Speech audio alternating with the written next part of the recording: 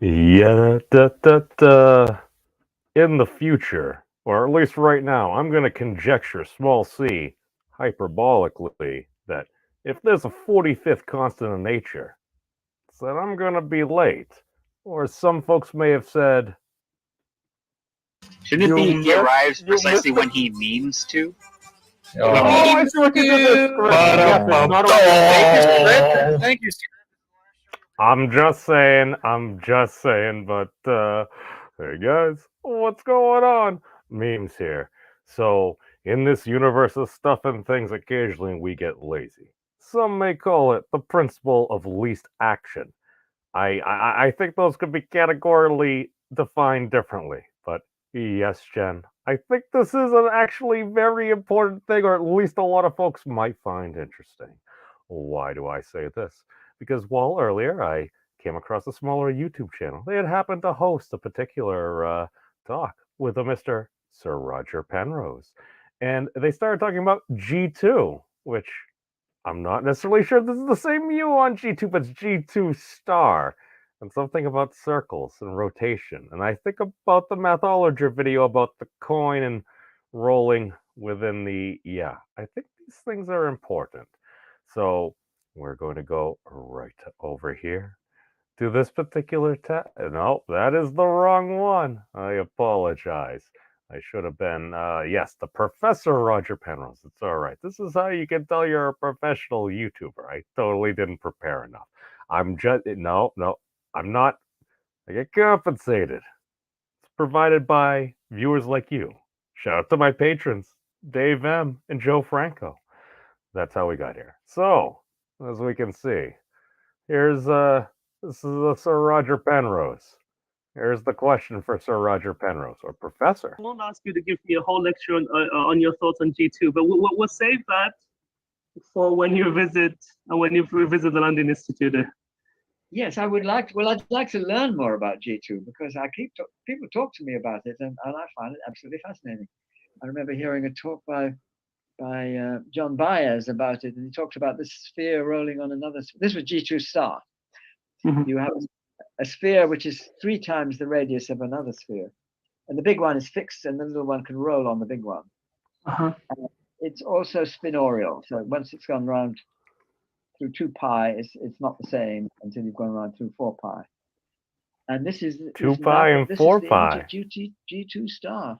I can't connect that whatsoever in any way with what I was doing, but it just sounded fascinating to me. Professor Penrose, I totally love you. This is such a beautiful thing on so many levels. Why do I say this? Well, all we know is he just said something about 7 circles here. I couldn't find your thing, Jen, but it's very interesting how I think they connect in a very, I would conjecture, a beautiful way. I'm not sure if you can conjecture because beauty is based upon the eye of the observer, but all all I know is from observing that 7 circles, you say? Thad, take us away. What are you constructing the world from? Circles, because that's what our minimum piece of the world is. Great. So under circular construction, the next size circle that can be constructed is always composed of 7 circles. 6 outer circles surrounding 1 inner circle. So, a circle with 3 times diameter or radius. You can do a lot of really interesting calculations based upon that. Again, it is a very beautiful thing. But wait, there's more. As we go over here to this particular window, we're going to go over here because going to Jen's things. What's this? This cosmic temporality. Oh, look. Some of these galaxies seem diffuse. Some of them seem compact. What might be going on here? Yes, we are going over her thoughts of the monad. Apparently, I think Leibniz or somebody, they were also really into this. I'm just saying. Look, circles. Circles? Oh, that looks almost like, I don't know. We got a vortex. We got some extra angles. Again, circles are very beautiful things. Oh, what's that? Oh, some fractals. Oh, a hexagon. Yeah, those stuff with multi-layered graphene and the hexagonal structures folded over on each other and twisted. Seem to lead to some superconducting properties. It is a beautiful thing. But again, I'm not saying this is it. But again, I really feel like rotational operators are probably going to explain a lot. Do I necessarily know how to do it? Well, I can try to trace some circles. I'll try to do my part. But oh, yes, that's right. It continues to get better. Here we go.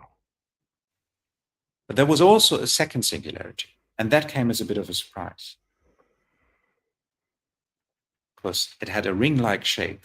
So you see here's the central singularity, and here's the ring-shaped second singularity that has no counterpart in Newtonian gravitational theory.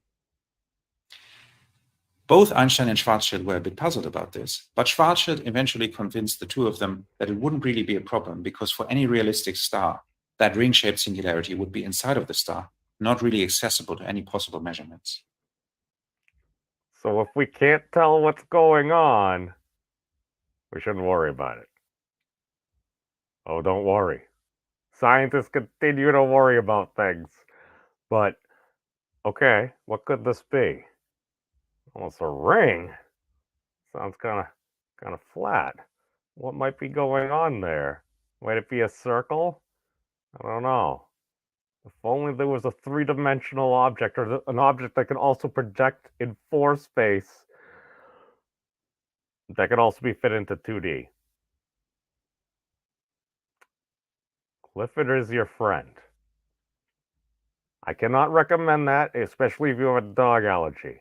I'm just saying that the Clifford torus may explain a lot, as it can fit into 2 dimensions as well. It's a very beautiful thing. But continue. So there was no real problem without what I would call the central singularity. Oh. It was the so-called Schwarzschild singularity. Got those circles, but ellipses again. So-called, with its ring shape that puzzled everybody.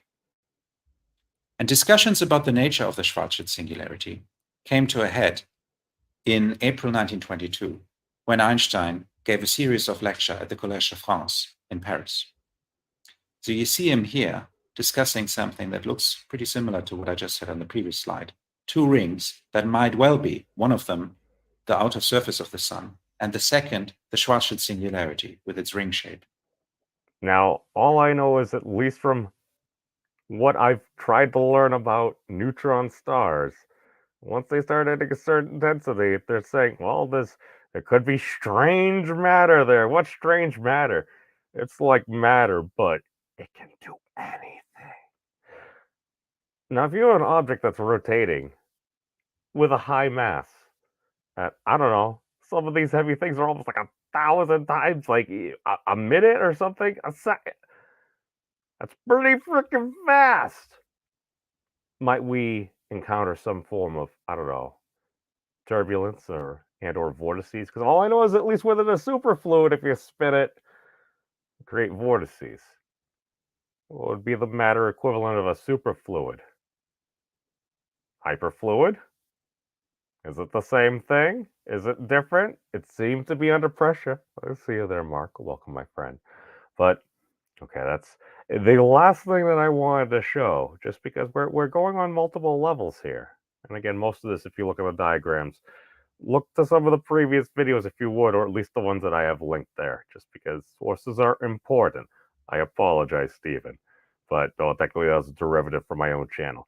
It's funny how things that actually happen in life and mathematics seem to coincide. I'm just saying.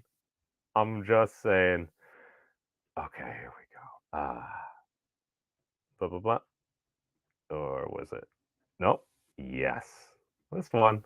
Go. Most massive galaxies host a supermassive black hole at their center. The best evidence of these massive black holes comes from the center of our own galaxy, where we've been able to track the orbits of individual happen to stars notice for decades now. how some of these figures are object tracing Sagittarius out. star. This is an animation from the UCLA Galactic Center Group. And also from M87, where Very we've now interesting. directly imaged a supermassive black hole, its shadow silhouetted against this ring of orbiting hot gas. Using Again, these are very beautiful things. And I do think this plays into eternal cyclic cosmology, because once one happens to have the knowledge about what some of the operators may be within persistence, what is life? Life is balance. When one gets out of balance, one goes astray to varying degrees. Eddies usually seem to go in thirds for a reason. It's very interesting how energy gets dispersed. It might also be more interesting to where this may lead. We're trying to figure out ways to observe this, but I'm very excited. Again, I would rather not destroy ourselves when I keep on seeing new signs. All I know is when I hear Ed Whitten making a strong statement about saying, well, then you would cross into the quantum gravity at the limit. And the response ends up being after a little bit, it's like, indeed. It reminded me of some of the Professor Wolfram and Mr. Garrod. Jonathan's just, it was a beautiful thing. Because then I don't really remember Edwin saying necessarily everything. That very often hasn't happened from at least the content I've consumed. People are like, oh, I don't know that or something, but it's like, that seemed very surprising. Welcome, Jez. Welcome, my friend. All I'm saying, man, is when I interviewed the dude that seems to have derived the numbers, like the space, time, mass, temperature, charge, of the numbers required to solve quantum field theory, and he basically did it with circle spinning in a whole bunch of different ways. It's like,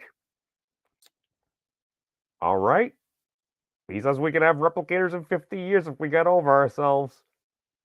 I'm probably not going to be around in that much time, but I'm just saying that if we could actually see progress to 5D printers, we're already at 3D. If you actually have the numbers to engineer the stuff, doesn't that make things easier? It's kind of like having a strategy guide in a bunch of different games.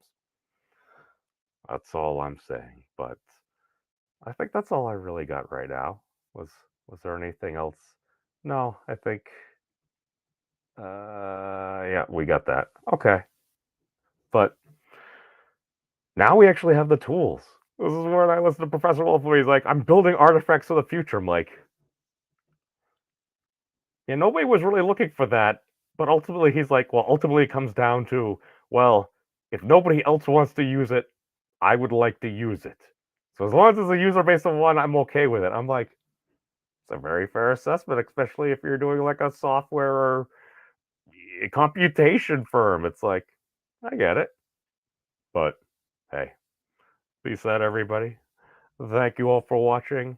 No matter what happens, stay safe, my friends.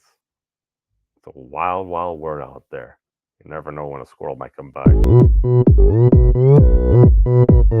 낮에는 따사로운 인간적인 여자 커피 한 잔에 여유를 아는 품격 있는 여자 오빤 강남스타일 강남스타일 오빤 강남스타일 Peace out, everybody. Have you guys checked out the Memes of Destruction's channel? He's an interesting dude. I like him.